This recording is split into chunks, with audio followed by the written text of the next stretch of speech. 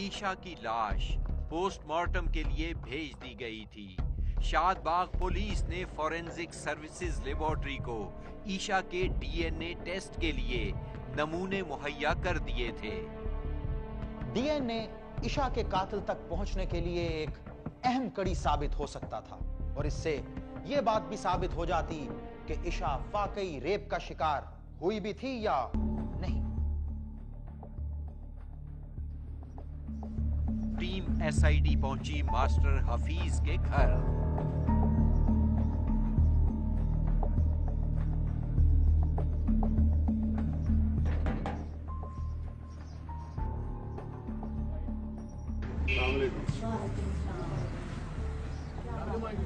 वो हसन आपका नेबर था, इधर किराएदार था हसन वगैरह?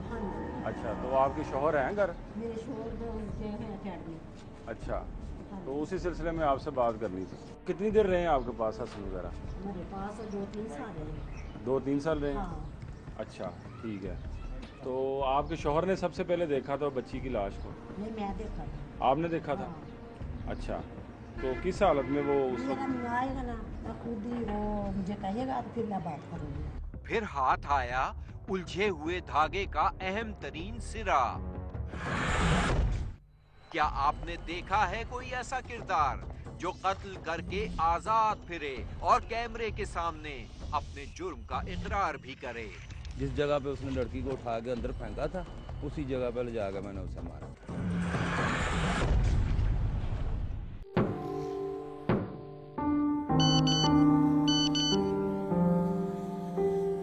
समंदर में फंसा हुआ जहाज निकाल लिया गया है। तमाम लोग महफूज हैं। शहर से दूर हूँ पर खबरों से दूर नहीं। तो अभी अपना फोन उठाइए और समा SMS न्यूज अलर्ट्स हासिल करने के लिए SA टाइप कीजिए और भेज दीजिए 8125 पर। समा SMS न्यूज अलर्ट्स, जानते रहना लाजमी।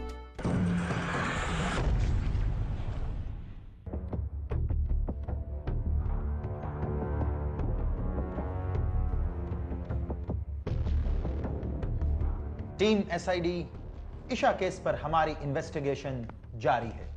कौन कौन इसमें मुलव्विस है और किस किस का हाथ उस मासूम मकतूल के खून से रंगा हुआ है, हमें जल्द जानना है।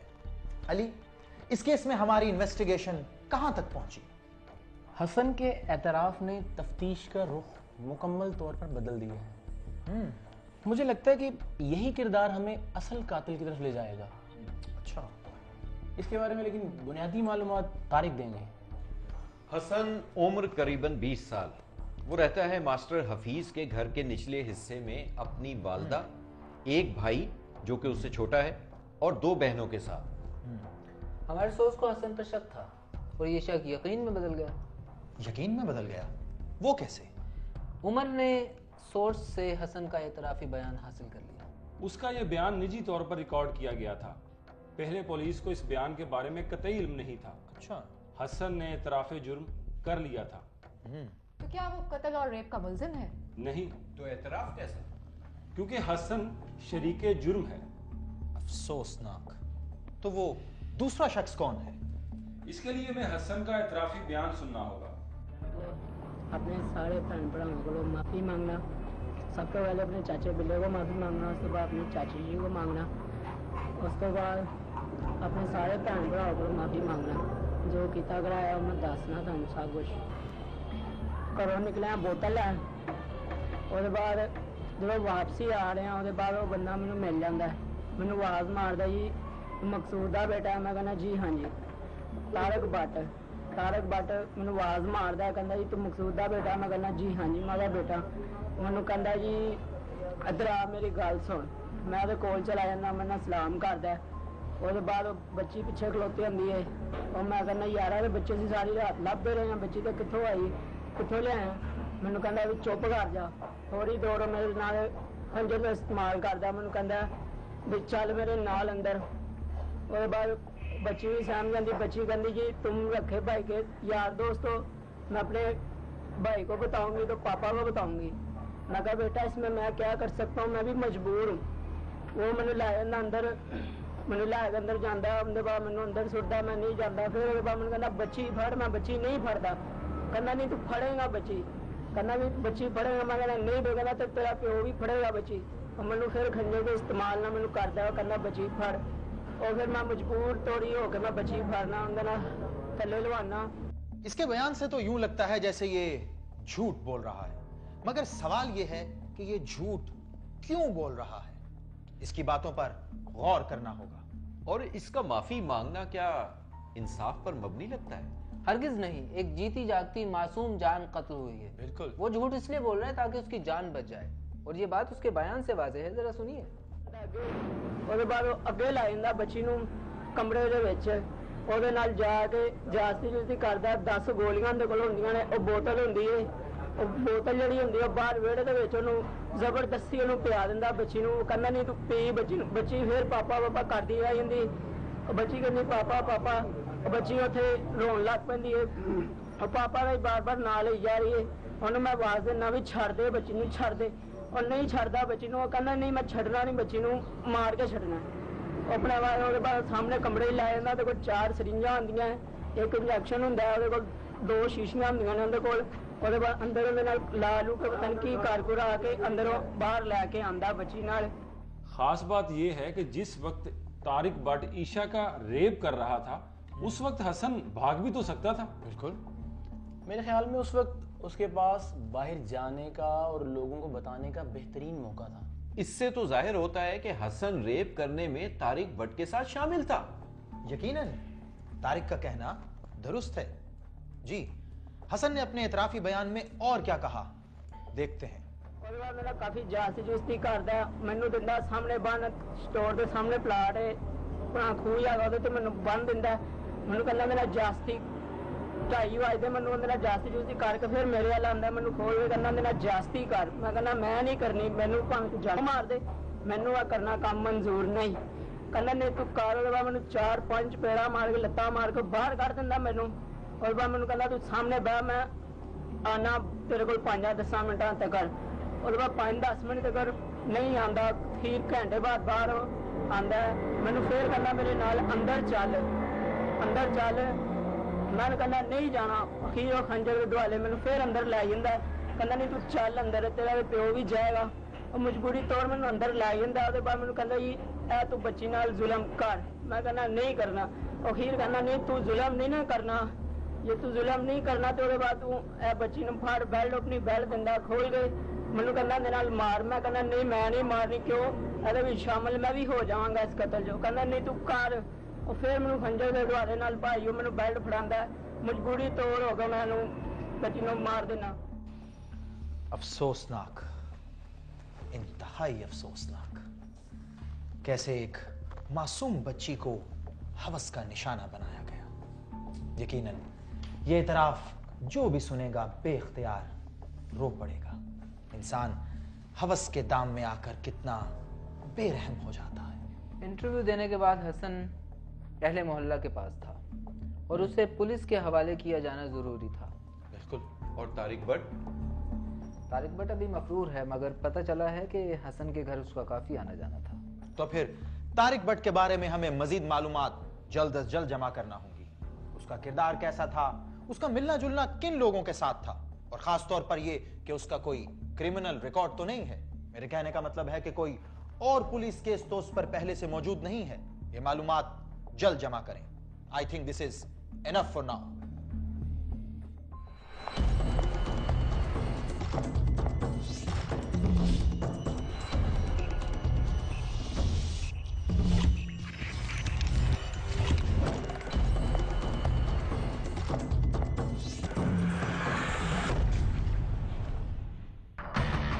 एसआईडी टीम फिर शादीन पार्क शादबाग पहुंची। तारिक भट्ट के बारे जानना और हसन के बयान की रोशनी में जाए वकुआ का फिर से मुआयना जरूरी था। उमर और तारिक जाए वकुआ पर गए। ये गोदाम की पिछली दीवार है जो अब तामीर हो चुकी है। वारदात के रोज ये दीवार ज़ेरे तामीर थी और इसे फलांगना आसान था। गोदाम के चौकीदार के कमरे को जाती थी ये पतली राहदारी। वारदात के बाद उस चौकीदार को फारिग कर दिया गया था। नया चौकीदार रहता है इस कमरे में। ये वही कमरा है जहां मासूम बच्ची ईशा को रेप के बाद बेदर्दी से कत्ल कर दिया गया था। तारिक भट्ट के बारे में हमें और क्या-क्या बातें पता चली हैं? उसके घर वालों, उसके दोस्तों और खास तौर पर उसकी आदतों के बारे में हम कुछ जान पाए हैं। जी, तारिक भट्ट के बारे में हमें बहुत खास मालूमात हासिल हुई। न रिश्तेदारी की वजह से थी, न भाईचारे की वजह से। तो क्या वजह थी इस मेल मुलाकात की? नशे की लानत। तारिक भट्ट है एक औबाश नौजवान। राह चलती लड़कियों को छेड़ना, खुलेआम चर्स पीना और इसी तरह जीना। ईशा का बाप आशिक और तारिक भट्ट दोनों थे नशे के साथी।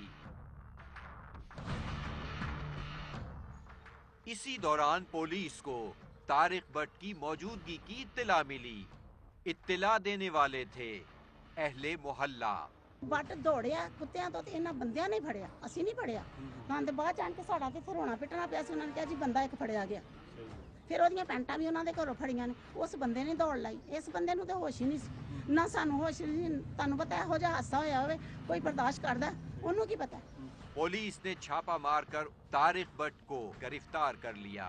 तारिक भट्ट की गिरफ्तारी केस में अहम पेशरफ थी। मासूम बच्ची ईशा के कातिल अपने आप को ज्यादा देर तक छुपा नहीं सकते थे और मोहल्ले वालों ने भी खासी जिम्मेदारी का सबूत दिया, उसे भागने नहीं दिया। सवाल यह है कि तारिक भट्ट हसन के घर खासा वक्त गुजारता था, मगर हसन के बयान से ऐसी कोई बात जाहिर नहीं होती। हाँ, हसन ने अपने एतराफी बयान में तारिक भट्ट को अजनबी शख्स जाहिर किया था। शायद इसलिए कि तारिक भट्ट अपनी हवसदा तबीयत के हाथों मजबूर था और मोहल्ले में तो वो आवारा और बदनाम था ही। हसन के इस एतराफी बयान के बाद ही उसे कत्ल कर दिया गया। ईशा के कत्ल के चंद ही दिन बाद एतराफी बयान रिकॉर्ड कराने वाले हसन उर्फ भैया को गोली मारकर कत्ल कर दिया गया। ऐसा क्यों हुआ? केस के एक अहम किरदार से जान छुड़ाने के लिए या किसी को पुलिस की पकड़ से बचाने के लिए? हसन को जब गोली मारकर कत्ल किया गया तो इस केस का एक अहम किरदार खत्म कर दिया गया। लेकिन क्यों? हमें इस बात पर गौर करना है। आप जब हसन के हवाले से मालूमात जमा करने के लिए जाएं तो ये बात लोगों से जरूर पूछें। तो क्या आप ये कहना चाहते हैं कि मोहल्ले वालों को हसन के एतराफी बयान के बाद उसे पुलिस के हवाले कर देना चाहिए था? जी, मेरे कहने का मतलब यही है। ये नुक्ता वाकई बहुत अहम है। हसन के हवाले से मोहल्ले में एक पंचायत हुई थी। 16वें दिन मैं घर टच किया, मैं आखिया ए बंदा ਤੁਹਾਡਾ ਵੀਰ है, ਮੈਨੂੰ ਮਤਲੂਬ है, ਮੈਨੂੰ ਚਾਹੀਦਾ है। पंचायत में हसन से कड़वे सवालात किए गए, उसे ताने दिए गए। सारे मोहल्ले वाले उसके गिर्द जमा थे। वो उससे सच जानना चाहते थे। इसी पंचायत में मौजूद था उसका मामू अनवर भी। कोई बंदा ऐसा जिन्हें ऐसे भरा के सोते हैं, ऐसे बंदे को कोई गोली भी मार देगा ना, असि उन जेड़ा उन मारेगा असि उन नाराज होवांगे। अनवर ये हसन का मामू है। इसने पंचायत में ये कहा था कि चाहे मेरे भांजे को मार दिया जाए, हमें कोई एतराज नहीं होगा। अच्छा, तो इस बात पर आपने फोकस क्यों नहीं किया? किया, बिल्कुल फोकस किया हमने। उसके घर गए लेकिन अनवर से हमारी मुलाकात नहीं हुई। अच्छा, हमारी कोशिश है कि अनवर का मौकफ जल्द अज जल्द हासिल कर सकें। मगर फोकस इस बात पर नहीं होना चाहिए कि अनवर ने ये बात की। फोकस इस बात पर होना चाहिए कि एक पंचायत के अंदर एक केस के अहम किरदार को मार डालने की बात क्यों की गई आखिर? बिल्कुल, ये सवाल अपनी जगह पर बड़ी अहमियत का हामिल है। अनवर ने हसन को पुलिस के हवाले क्यों नहीं किया? वो क्यों उसे कत्ल करवाना चाहता था? इन सवालात के जवाब हमें हर कीमत पर हासिल करने हैं। अफसोस, हसन जो ये जवाबात दे सकता था उसे कत्ल कर दिया गया। मगर हमें क्लैरिटी चाहिए। अभी की मीटिंग के लिए इतना ही काफी है।